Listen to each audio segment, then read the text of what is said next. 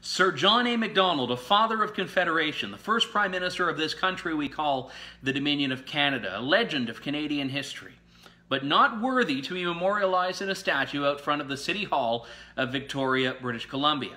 City Council in Victoria is set to remove a statue of Sir John A., who, by the way, served as a member of Parliament for Victoria for at least a term, because they don't want to remind Indigenous people of the violence of colonialism. This is, in their justification, a step towards reconciliation. By reminding people of colonialism, you're endorsing it, and by putting up a figure of colonialism, well, you're just basically inflicting violence upon Aboriginals. This is the slippery slope through which these politically correct ninnies are trying to govern people. It's not a new phenomenon. We had in Ontario, the Elementary Teachers Federation try to ban any school name from having John A. Macdonald in the title. Thankfully, that didn't go anywhere in terms of actual policy. You also have statues all over the United States of Confederate figures, regardless of the history and the context of that history, coming down because we try to view history through this politically correct modern lens. With John A. Macdonald, this is very misguided. He's a figure that if you look at him in the context of his time, he was actually a very progressive, tolerant, and definitively non-racist person. By 2018 standards, things have changed. It's not as easy to compare people then to the people we have now.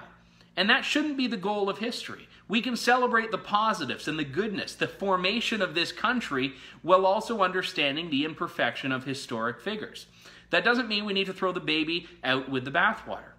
Why not Tommy Douglas? He's a figure a lot more recently who promoted at one point in his life eugenics, also called homosexuality a mental illness. Heck, he was even honored as being the greatest Canadian by CBC, above John A. Macdonald.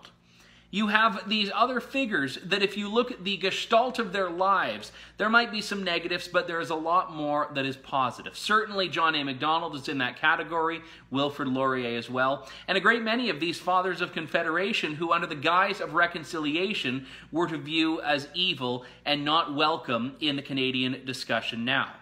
And by the way, it's a little bit hypocritical. This is coming from the city of Victoria.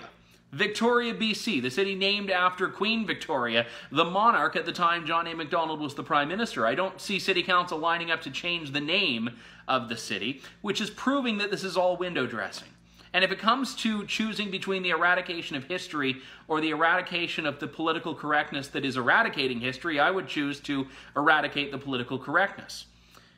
Those who fail to learn history are doomed to repeat it, right? Well, I would take it one step further. Those who try to erase history are mindless, politically correct morons. For the True North Initiative, I'm Andrew Lawton.